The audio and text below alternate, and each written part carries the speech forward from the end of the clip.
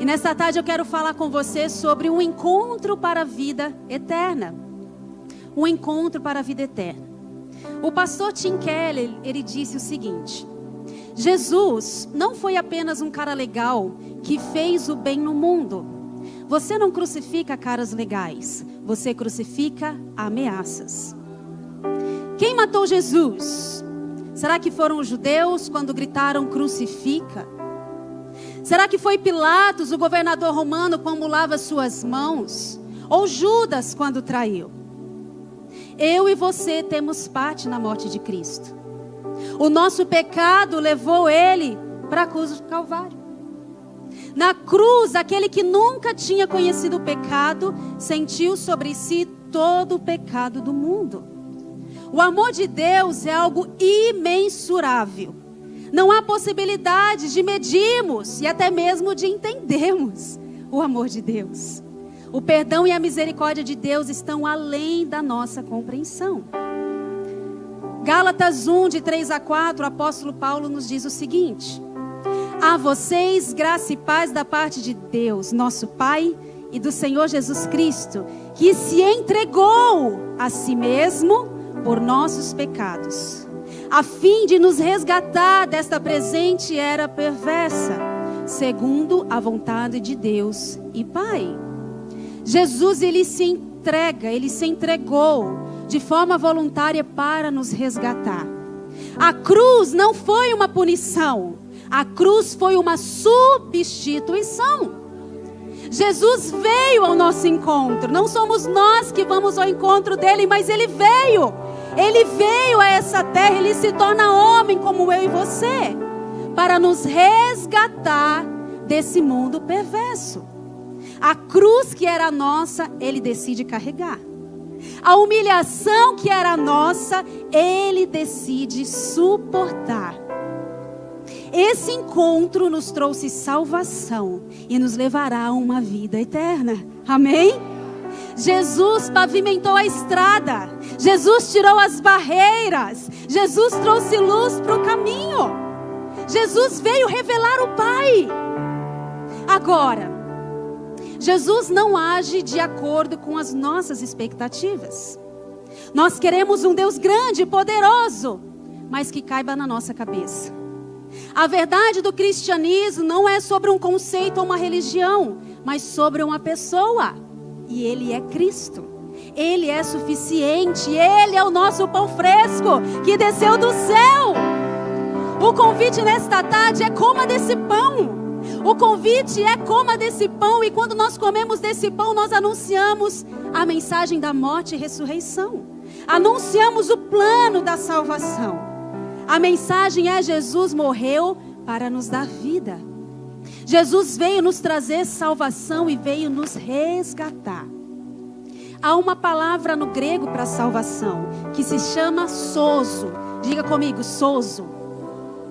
Sozo significa resgate de alguém que está sofrendo. Sozo significa cura para o corpo de alguém que está enfermo. Sozo significa restauração de saúde, libertação, proteção, prosperidade, paz, alegria e remédio. Essa é a salvação que nós temos acesso quando aceitamos a Cristo. Salvação e vida eterna não são as mesmas coisas. A salvação é obtida pela graça mediante a fé em Cristo. Agora a vida eterna é mantida pela obediência após a salvação. Salvação eu usufruo hoje, agora. Quem é salvo aqui? Amém? É agora. Receba o sozo sobre a sua vida. Receba esse resgate, receba a cura, receba a saúde, receba a paz, a alegria. Quantas pessoas já disseram assim: ah, pastora, tudo bem, ter uma vida miserável nessa terra, o importante é que a minha casa no céu vai ser de ouro. Ah, pastora, tudo bem, não, tudo bem ter doenças aqui no meu corpo, o importante é o meu espírito estar forte. Não, meu irmão. Se você é salvo, você é um com Cristo. A salvação é para agora, a salvação é para o hoje. Você tem direito de paz, você tem direito de alegria, de prosperidade, de libertação hoje. No céu a gente não vai precisar de cura. No céu não há doença. No céu não vai precisar de libertação. É agora, é o hoje. é usufruir desse presente que nós recebemos sem merecimento agora. A salvação não é o fim, é o início. Foi dado o start. Agora, a obediência me levará à vida eterna.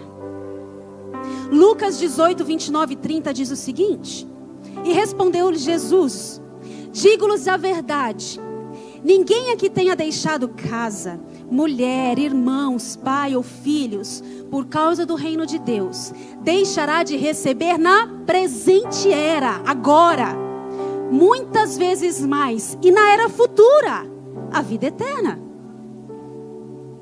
É agora.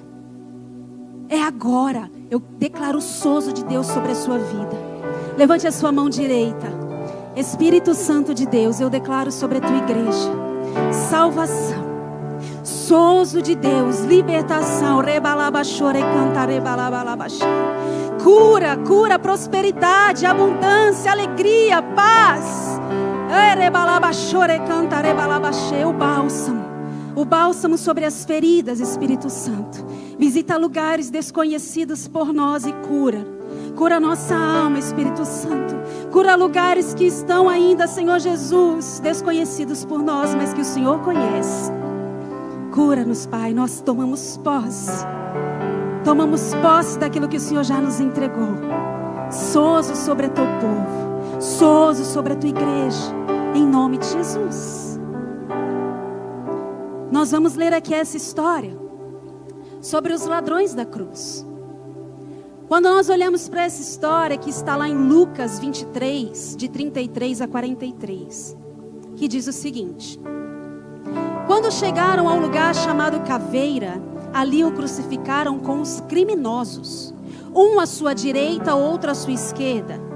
Jesus disse: Pai, perdoa-lhes, pois não sabem o que estão fazendo.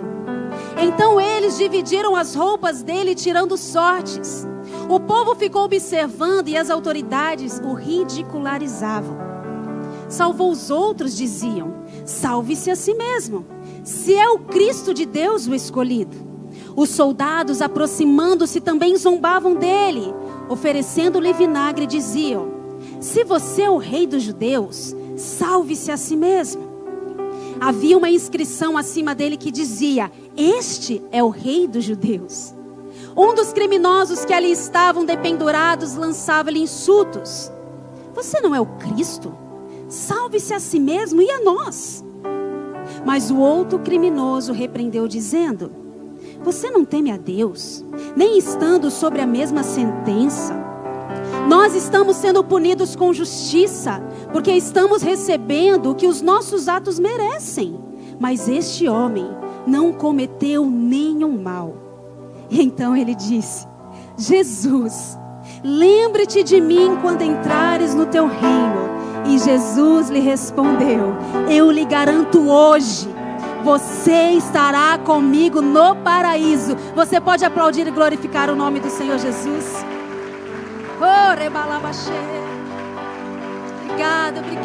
Obrigada, Jesus. A crucificação era um método romano de pena de morte para pessoas criminosas de alto calão, né? Dizer assim. Pessoas assassinos, pessoas que cometeram crimes muito pesados. Era uma maneira muito dolorosa de morrer, porque a pessoa ela não morria na hora. As pessoas iam para a cruz, ninguém morre com as mãos furadas ou os pés furados. Então eles morriam lentamente, era uma morte lenta. Às vezes demoravam de 3, 4 até 7 dias para aquela pessoa morrer. Ela morria porque sentia fome, ela morria porque sentia sede. Muitos ali adoeciam por causa do tétano, né? Insolação. Possível, fure o lado dele. Por isso que o soldado chega com a lança e fura o lado de Jesus e sai sangue e água. Porque não era comum, normal, alguém morrer na cruz de uma forma tão rápida. Porque era dolorosa, era lento. Só que Jesus, ele morreu para nos dar vida. E esses dois ladrões, um ao lado direito e um ao lado esquerdo de Jesus. O primeiro ladrão, quando ele vê toda aquela situação dos criminosos, ele diz o seguinte: você não é Cristo? Salve-se a si mesmo e a nós. Eles debochavam de Jesus. Esse ladrão, ele sabia que ele merecia estar ali. Ele estava sendo condenado por coisas ruins que ele tinha feito. Foi a sua própria maldade que o levou àquela pena de morte. Mas ele insultava Jesus. Ele debochava de Jesus. Quem é esse rei que não consegue se soltar de uma cruz? Eu já conheço outros ladrões que se soltaram. Esse é rei? Como assim? O ladrão questiona a identidade de Jesus, assim como Satanás questionou a identidade de Jesus no deserto. Quando o Espírito Santo leva Jesus no deserto, o que Satanás faz? Questiona a identidade dizendo: se você é filho de Deus, transforme as pedras em pão. Se você é filho de Deus, jogue-se daqui para baixo. Aquele ladrão está questionando a identidade de Cristo. Se você é Cristo, salve-se a si a nós. Vamos ver se você é bom. E muitas vezes nós fazemos a mesma coisa que esse ladrão. Como assim, pastora? Misericórdia, está amarrado. Se você é Deus, cura meu filho. Se você é Deus, me dá uma casa. Se você é Deus, me dá um carro, me dá uma esposa, me dá, faça do meu jeito. Se você é Deus, haja de acordo com o meu querer. Pessoas que acham que Deus é o gênio da lâmpada mágica, que é só esfregar, fazer 3 pedidos e pronto. Não, igreja. A palavra diz que tudo que pedimos em nome de Jesus, Ele realizaria, mas se nós estivermos com o nosso coração ligado à vontade do Pai.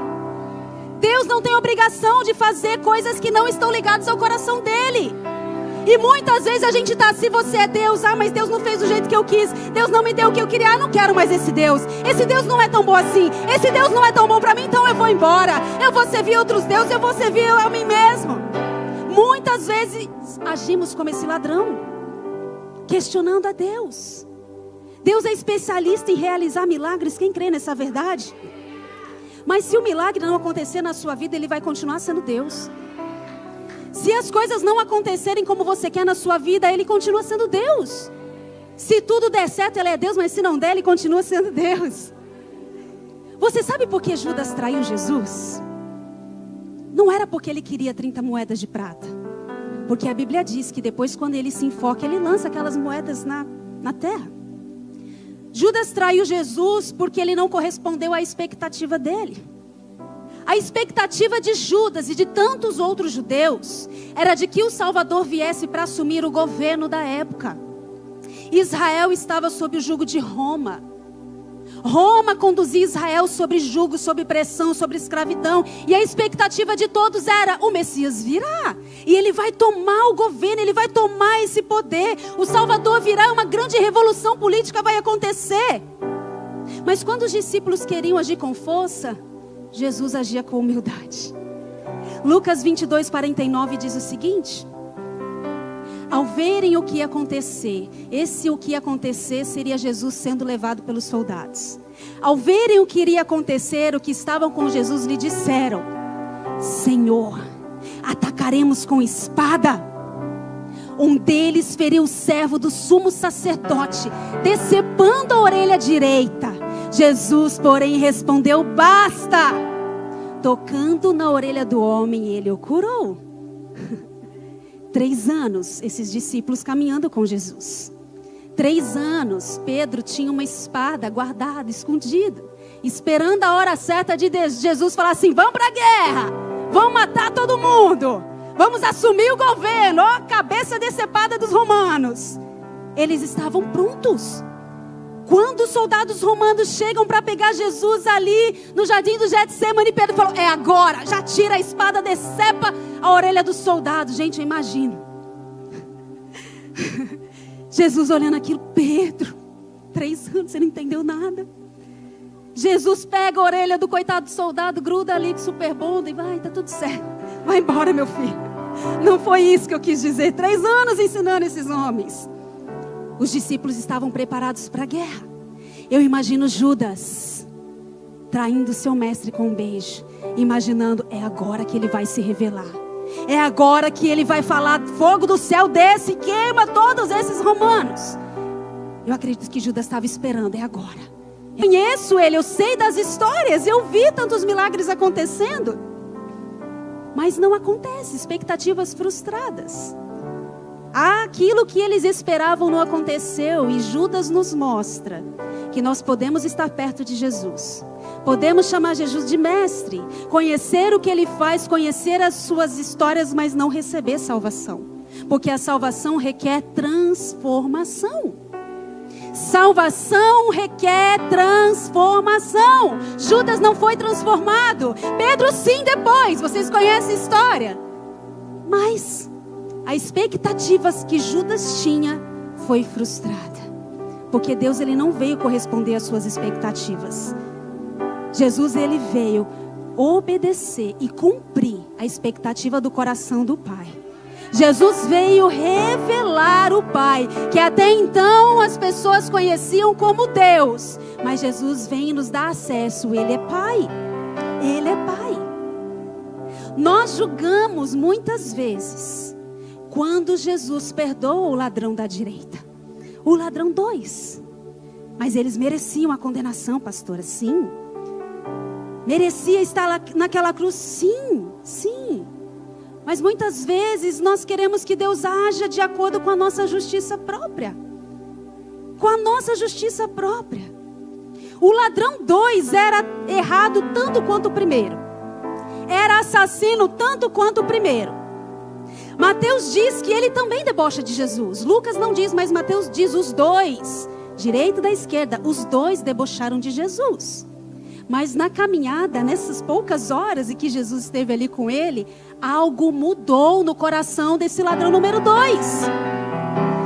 E ele diz, o ladrão 2 dizendo para o ladrão 1, o ladrão da direita dizendo para o ladrão da esquerda: você não teme a Deus, nem estando sobre a ameaça, a mesma sentença? Nós estamos sendo punidos com justiça, porque estamos recebendo o que os nossos atos merecem. Ele reconheceu. Mas este homem não cometeu nenhum mal. O ladrão da direita reconhece o seu pecado. Ele sabia, eu mereço essa punição, eu mereço essa pena de morte, eu cometi atos que me fizeram chegar até aqui. Ele reconheceu sim que ele era um pecador. Mas sabe o que é maravilhoso, igreja? Ele descobriu também quem Jesus era. Ele reconheceu o seu pecado, mas ele descobriu quem Jesus era. Porque o evangelho não é saber o quão pecador eu sou, mas reconhecer o quão bom Deus é. É pela graça, é imerecido. Não fizemos nada para receber a salvação. A religiosidade diz, ele é mau, ele não merece, pune.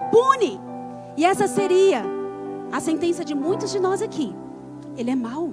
Ele é um pedófilo, ele é um assassino, pena de morte nele. Mas o ladrão reconhece, eu sou mau, eu não mereço. Mas ele foi muito ousado em dizer: Jesus, me presentei, eu sou mau, eu não mereço. Pai, mas me dá um presente, lembra-te de mim. Como assim? Que ousadia! Jesus, eu pequei, eu errei. Não é sobre nós, é sobre Ele. Porque a salvação não é sobre quem eu sou, sobre o que eu fiz, mas sobre quem Jesus é e sobre o que Ele já fez. Não é merecimento, é graça. Nós queremos determinar quem merece e quem não merece salvação. Em toda a Bíblia, esse foi o único ato de arrependimento no leito de morte. A única certeza que nós temos é que esse ladrão teve encontro com Jesus e recebeu vida eterna. Jesus lhe responde: eu lhe garanto hoje, estará comigo no paraíso. Não há salvação sem temor a Deus. Não há salvação sem arrependimento. Não há pecado tão grande a qual Jesus não possa perdoar. Nunca foi sobre a maldade do homem, mas sobre o amor de Jesus. Sobre o amor de Jesus, você pode aplaudir e glorificar por esse amor. Ele nos ama, Ele nos ama. Aleluia! Aquele ladrão que reconheceu o seu erro, que recebeu a vida eterna, pagou a sua dívida nessa terra. Aquele ladrão, ele morreu.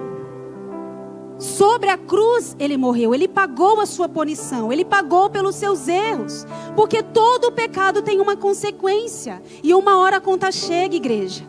A Bíblia diz que todos pecaram e estão destituídos da glória de Deus. Todos pecaram. O pecado nos afasta do nosso Criador. Porque Deus não aceita um relacionamento segundo aos nossos padrões, mas segundo os padrões dele. E o padrão do céu é um padrão de santidade. O relacionamento que Deus busca dos seus filhos é um relacionamento santo. Então nessa manhã o Senhor nos chama para um momento de arrependimento, para um momento de alinhamento, para um momento de conserto. Você pode se colocar de pé comigo? Ele não merecia, nenhum de nós merecíamos. Não é merecimento, é graça. Como eu disse, os condenados à cruz não morriam no mesmo dia, a não ser Jesus. Aqueles ladrões viram Jesus gritar: está consumado. Aqueles ladrões viram Jesus sendo tirado daquela cruz. Mas eles permaneceram ali. Eles continuaram ali por alguns dias e eu fiquei pensando: o que será que estava passando na cabeça desse segundo ladrão? Feche os seus olhos comigo e só me escute. Depois daquele encontro, e ele recebeu o presente da vida eterna, aquele ladrão permanece na cruz e talvez pensando: por que eu não conhecia esse Jesus antes? Como a minha vida teria sido diferente se eu tivesse tido um encontro com Jesus antes? Eu não teria cometido tantos erros, eu não teria machucado tantas pessoas. Teria tido uma vida feliz ao invés de uma vida solitária. A minha vida próspera ao invés de uma vida miserável. Uma vida de paz ao invés de uma vida atormentada. Porque eu não conheci esse Jesus antes. Talvez eu não tivesse perdido a minha família, a minha alegria, a paz. Ninguém nasce mal, as pessoas se tornam más. Nenhum bebê nasce com uma faca na mão, com um revólver querendo matar alguém. Não é a nossa essência é boa. A nossa essência é boa. Mas se alguém algum dia te fez algum mal, saiba que alguém também fez mal a essa pessoa. E ela só está reproduzindo aquilo que ela recebeu. Se eu tenho maldade, dentro de mim eu entrego maldade. Mas se eu tenho bondade, eu entrego bondade. Você tem Jesus na sua vida? Você recebeu salvação, vida eterna? Então entregue o que você tem às pessoas. O que você tem, entregue às pessoas. De graça você recebeu, de graça você deve entregar. Aquele ladrão ficou pensando: se eu tivesse conhecido esse Jesus antes, se alguém tivesse falado para mim, a minha vida teria sido outra. Oh, rebalaba, chorei, cantarei, balaba, quantas pessoas ao nosso lado, as nossas famílias, os nossos amigos caminhando para o abismo e precipício, e nós que temos Jesus não temos feito nada, não temos dado aquilo que temos, não temos apresentado a salvação que recebemos, não temos falado de vida eterna, e as pessoas estão caminhando sem Jesus. Entregue o que você tem, dê o que você tem.